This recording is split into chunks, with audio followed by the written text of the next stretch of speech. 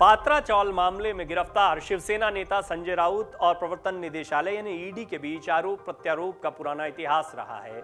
इस साल की शुरुआत में राउत ने आरोप लगाया था कि ईडी के कुछ अधिकारी मुंबई में रंगदारी रैकेट चला रहे हैं। इसमें बीजेपी नेताओं और कुछ अन्य लोगों की ओर से मदद दी जा रही है। इन आरोपों के आधार पर मुंबई पुलिस ने एसआईटी का गठन भी किया था और बाद में महाराष्ट्र एंटी करप्शन ब्यूरो ने एफआईआर तक दर्ज की थी। हालांकि किसी भी तरह का सबूत न मिलने पर एसआईटी को रद्द कर दिया गया। बॉम्बे हाईकोर्ट ने एसीबी की जांच पर रोक लगा दी और मामले की सुनवाई इस महीने के बाद होगी। लेकिन कई मौके ऐसे भी आए हैं जब संजय राउत शिवसेना का मोर्चा संभाले हुए नजर आए और यही कारण है कि आज के समय में संजय राउत उद्धव ठाकरे के आंख कान कहे जाते हैं। आज हम आपको कुछ ऐसी ही दिलचस्प बातें बताएंगे जहां संजय राउत ने शिवसेना के लिए कई बार मोर्चा संभाला है, वो भी मुश्किल घड़ी में। संजय राउत सांसद भी हैं, संपादक भी हैं, फिल्म का निर्माण भी करते हैं, प्रवक्ता भी हैं, शिवसेना के रणनीतिकार भी हैं। फिलहाल संजय राउत को 1034 करोड़ के पात्रा चौल घोटाले में ईडी ने अरेस्ट कर लिया है। स्पेशल कोर्ट ने उन्हें 3 दिनों की ईडी कस्टडी में भेज दिया है। एक राजनीतिज्ञ के तौर पर उनकी हैसियत इसी से समझी जा सकती है कि शिवसेना का सबसे बड़ा पैरोकार गिरफ्तार हो गया। अब शिवसेना को हर रोज खबरों में जिंदा कौन रखेगा? अब न सिर्फ महाराष्ट्र बल्कि देश भर में बीजेपी के खिलाफ विपक्ष का एजेंडा कौन रखेगा? अभी तक संजय राउत शिवसेना की आवाज थे।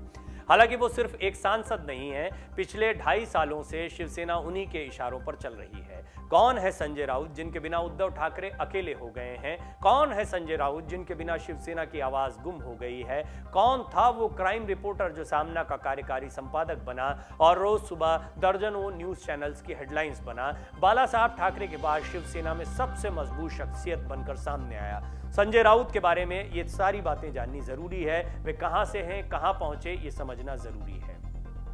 भारत की राजनीति में जब ऐसा लगने लगा था कि रीजनल पार्टियों का अस्तित्व अब नहीं रह जाएगा, मोदी शाह की जोड़ी के सामने बिखर जाएंगे, तब संजय राउत ने शरद पवार के साथ मिलकर महाविकास अघाड़ी की महाराष्ट्र में सरकार बनाई। अघाड़ी की तीनों पार्टियों में तीसरे नंबर की पार्टी होते हुए भी शिवसेना के पार्टी प्रमुख उद्धव ठाकरे को सीएम बनाया गया।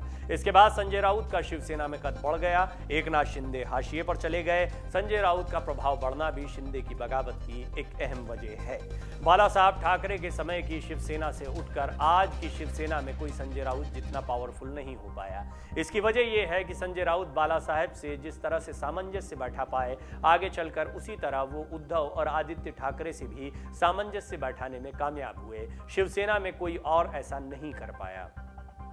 संजय राउत जितनी धारदार राजनीति करते हैं, उतना ही असरदार पत्रकारिता में भी उनका नाम रहा है। सामना में जो छपता है उससे तीर सीधे निशाने पर लगता है। बीजेपी को अगर कोई महाराष्ट्र में सबसे ज्यादा खटकता है तो वो कोई कांग्रेस और एनसीपी का लीडर नहीं बल्कि संजय राउत का नाम है। संजय राउत हमेशा से राजनीति में नहीं थे। उनका जन्म 15 नवंबर 1961 को अलीबाग में हुआ। मुंबई के वडाला कॉलेज से उन्होंने बीकॉम की डिग्री ली। बेहद सामान्य परिवार से ताल्लुक रखने वाले संजय राउत फिर इंडियन एक्सप्रेस के मार्केटिंग विभाग से जुड़े, लेकिन जल्द ही उन्हें समझ आ गया कि मार्केटिंग उनका फील्ड नहीं है। वो लोक प्रभा साप्ताहिक में क्राइम रिपोर्टर बन गए और इसके बाद में उनका पत्रकारिता का करियर शुरू हुआ।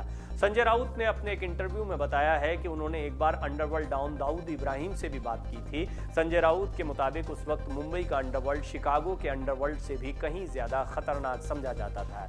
करीम लाला से मिलने खुद इंदिरा गांधी आई थी। संजय राउत ने बताया कि वो न सिर्फ दाऊद से मिले बल्कि उससे तैश में बात की थी, यानी पत्रकारिता में भी निर्भीक रहे और पॉलिटिक्स में भी गिरफ्तार हो गए, लेकिन दबाव में उद्धव का साथ नहीं छोड़ा।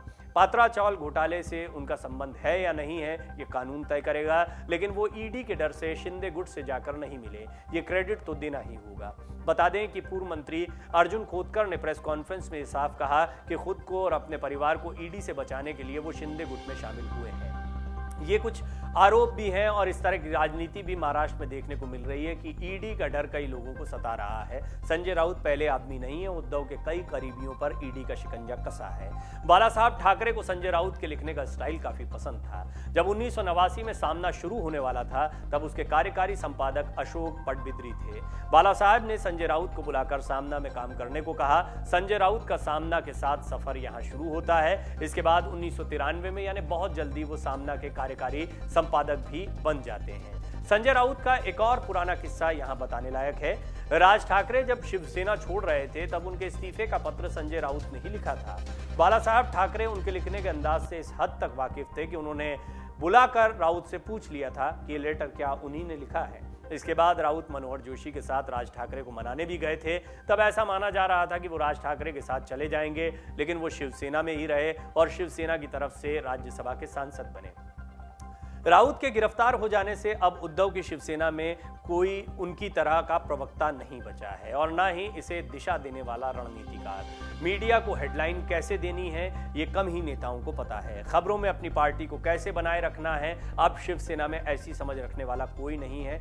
और अभी अगर कहा जाए तो खेल खत्म नहीं हुआ है। संजय राउत फिलहाल गिरफ्त में हैं और देखना होगा मामले में आगे क्या क्या मोड़ आते हैं। लेकिन फिलहाल उद्धव ठाकरे अकेले पड़ते दिखाई दे रहे हैं और किस तरह से संजय राउत इस वक्त तक शिवसेना की ताकत बने हुए थे या बाला साहब के जाने के बाद किस तरह से महत्वपूर्ण भूमिका निभा रहे थे, ये इस रिपोर्ट में हमने आपको बताने की कोशिश की। डाउनलोड करें अमर उजाला ऐप और पाएं खबरें लगातार।